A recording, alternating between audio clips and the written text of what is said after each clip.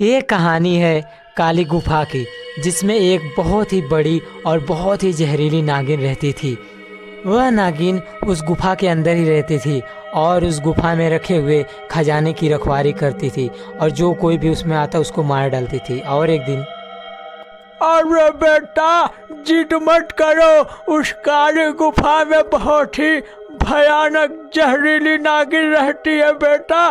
तुम वहाँ मत जाओ। मैं तुम्हें बार बार मना कर रहा हूँ बेटे। क्यों जिद किए हो तुम? वह बूढ़ा व्यक्ति अपने बेटे को समझाता है कि वह गुफा में ना जाए। तभी वो कहता है, अरे चुप करिए बाबूजी, आपकी बात मान मान के मैं घर पे ही रहता हूँ और काम धंधा भी करता हूँ, तो उससे कुछ होने वाला नहीं है। अब मुझे चोरी ही करना पड़ेगा। अरे बेटा विनोद, एक ऐसी बहकी बहकी बातें कर रहे हो बेटे। हम तुम्हें हर एक चीज़ देंगे बेटा। मेरी बात को सुनो। उस काली गुफा में मत जाओ बेटा, मत जाओ। चुप कर माँ, अब कोई फायदा नहीं रहा। ऐसे रह रह के मैं परेशान हो जाऊंगा और मैं चोरी जरूर करूंगा। जा रहा हूँ, मुझे उसका मंत्र भी पता है। विनोद अपने माता पिता की बात नहीं सुनता है और वह जिद करके काली गुफा की ओर जाने लगता है। मैं इस खजाने की रखवाली बहुत ही समय से कर रही हूँ और मेरी शिव जी की कृपा से इस खजाने की चोरी अभी तक किसी ने नहीं की है।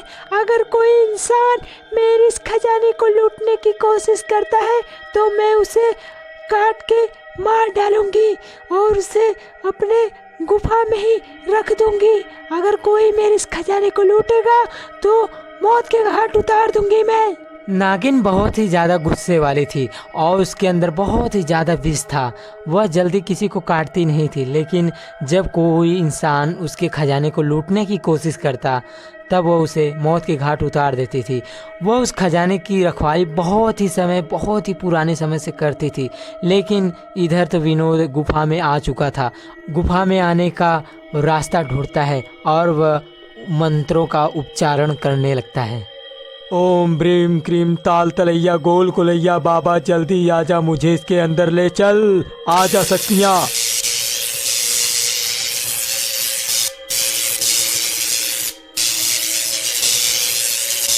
विनोद अपने मंत्रों से उस गुफा के अंदर प्रवेश कर लेता है, क्योंकि उसे उसका सही मंत्र पता था और वह खजाने के पास चला आता है। आ गया जी, आ गया। मैं तो खजाना ही खजाना है। यहाँ पे कोई आज तक इंसान इसके अंदर पहुँच नहीं पाया है, जो कि मुझे सही मंत्रों का उपचारण था, इसीलिए मैं इसमें पहुँच गया। काफ़ी सारे धन, वाह! अरे ये क्या, सोने के सिक्के, रुपए, पैसे। अरे इससे तो मेरी पूरी ज़िंदगी कट जाएगी और मैं शराब पीऊँगा। कितना मज़ा आएगा। बाबूजी और माँ झूठे ही डराते हैं मुझे। देखता हूँ क्या होता है। विनोद बड़े ही लालच से उस धन को उठाने की कोशिश करता है कि तभी अचानक वहाँ वह नागिन प्रकट हो जाती है।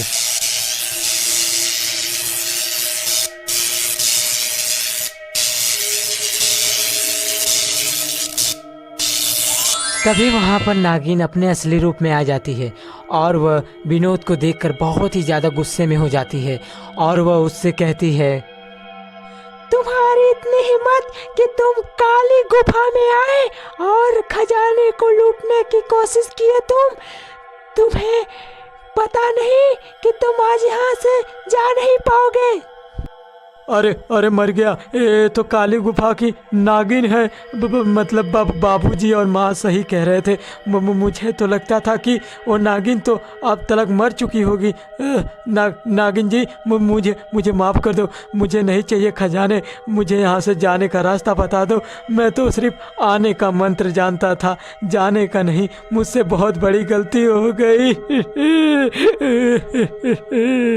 विनोद वहीं चीख चीख कर रोने लगता है, क्योंकि उसे बहुत ही ज़्यादा डर लगता है और वह जान चुका था कि उसकी जान बचने वाली नहीं है, क्योंकि वह नागिन किसी को आज तक जिंदा नहीं छोड़ी है। जो भी उस गुफा में आया है वो उसे काट डाली है। रोले लालची इंसान, तेरा यही लालच आज तेरा अंत करवाएगा। अगले ही हफ्ते पूर्णिमा की रात है और मैं तुझे लपेट के, तुझे डस के तुझे निगल जाऊंगी और मैं तुझे काट काट के फेंक डालूंगी। बस पूर्णिमा की रात आए और मैं तुझे भी अपने खजाने के रूप में तब्दील कर दूंगी। तुझे यहाँ बचाने कोई नहीं आएगा। नागिन विनोद को पूरी तरीके से पकड़ लेती है और इधर विनोद के पिता को पूरी बात पता चल जाती है और वह घर आकर कहते हैं, अरे सुनती हो भाग्यवान, हमारे विनोद को उस नागिन ने पकड़ लिया है। अब उसे वह पूर्णिमा की रात मार डालेगी। क्या कहते हो जी? नहीं, ये नहीं हो सकता। कह दो कि ये झूठ है, कह दो। अरे नहीं भाग्यवान, यही सच है कि हमारा बेटा चोरी करने गुफा में गया था और वह वहीं पकड़ा गया। नहीं, ये नहीं हो सकता। मेरा बेटा। विनोद की माँ बहुत ही घुट घुट कर रोने लगती है और विनोद के पिताजी उसे समझाते हैं। अरे भाग्यवान, टेंशन मत लो, मैं जा रहा हूँ हरिया के पास, वो ही हमारी मदद करेगा। विनोद के पिताजी वहाँ से जाने लगते हैं और वह गांव में हरिया से मदद मांगने के लिए चले जाते हैं। हरिया बेटा, मेरा विनोद, अरे बेटा, मैं क्या बताऊं बेटा। अरे चाचा जी, आप ऐसे क्यों रो रहे हो? जरा बताओ तो क्या दिक्कत आ पड़ी है? अरे रोइए नहीं, हरिया के होते, आपको रोने की जरूरत नहीं है चाचा जी। अरे बेटा, अब मैं क्या बताऊं बेटा, मेरा बेटा विनोद काली गुफा में गया है बेटा खजाना लूटने के लिए। मैंने उसे मना किया था मत जाओ, उसमें विषैली नागिन रहती है बेटा, तुम भी उसकी जान बचा सकते हो बेटा, चलो मेरे साथ, नहीं तो नागिन मेरे बेटे को मार डालेगी बेटा, चलो तुम मेरे साथ। बेटा चलो हरिया, मना मत करना, और तुम्हारा भी दोस्त है बेटा। अरे चाचा जी, आप जरा भी चिंता ना करें, हरिया हमेशा आपके साथ था, है और रहेगा। अरे विनोद मेरा अच्छा दोस्त है चाचा जी, लेकिन वह लालच में पड़ के क्या कर दिया। अरे उस काली गुफा में आज तक जो गया है जिंदा नहीं आया है, लेकिन चलो हम लोग उस नागिन को समझाते हैं, क्या पता वो हमें और विनोद को आने दे, ओह मानेगी जरूर। चलिए चाचा जी बताइए गुफा कहाँ है, और आपको मंत्र तो पता ही है ना, चलो। हरिया और विनोद के पिताजी उस गुफा की ओर जाने लगते हैं विनोद को छुड़ाने के लिए। हरिया बेटा, यही वो जगह है जहाँ से विनोद अंदर गया था मंत्रों को पढ़ के। तुम भी पढ़ो बेटा, तब हम लोग अंदर जा पाएंगे, नहीं तो नहीं जा पाएंगे बेटा। हरिया पढ़ो मंत्र जो मैंने तुम्हें रास्ते में बताया था बेटा, पढ़ो तुम उस मंत्र को। हरिया और विनोद के पिताजी उस नागिन के काली गुफा में जाकर पहुंच जाते हैं। ओम ब्रीम क्रीम ताल तलैया गोल गलैया बाबा, जल्दी हम लोगों को अंदर ले चल। ओए अरे बाबूजी हरिया, तुम लोग आ गए, मुझे बचा लो, वो नागिन मुझे मार डालेगी। मुझे बचा लो, मुझे बचा लो। विनोद अपने पिताजी को देखकर और हरिया को देखकर बहुत ही रोता है। तभी उसके पिताजी कहते हैं, अरे बेटा, हम लोग तुझे बचाने ही आए हैं, लेकिन बेटा यहाँ से हम लोग आ तो सकते हैं, लेकिन जा तो नागिन के मर्जी से ही सकते हैं बेटा, नागिन आएगी। अरे विनोद भाई, हम आ तो अपनी मर्जी से हैं, लेकिन जाएंगे नागिन के मर्जी से। तभी वहाँ पर वह नागिन प्रकट होने लगती है उन लोगों की बात सुनकर।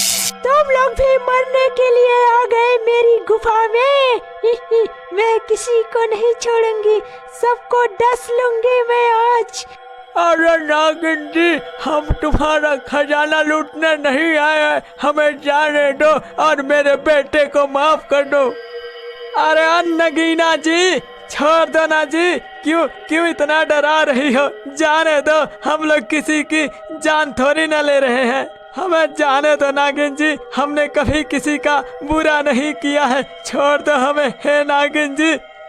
हरिया की यह बात सुनकर नागिन को बहुत ही ज़्यादा दया आने लगता है और वह काफ़ी देर सोचने के बाद उनको शक्तियाँ मार देती है और वो लोग वहाँ से गायब हो जाते हैं और वह अपने असली रूप में आ जाती है। दोस्तों, लालच बुरी बला है और आप लोग लालच नहीं करिएगा दोस्तों। और हाँ, आप लोग किसी का बुरा भी मत करिएगा।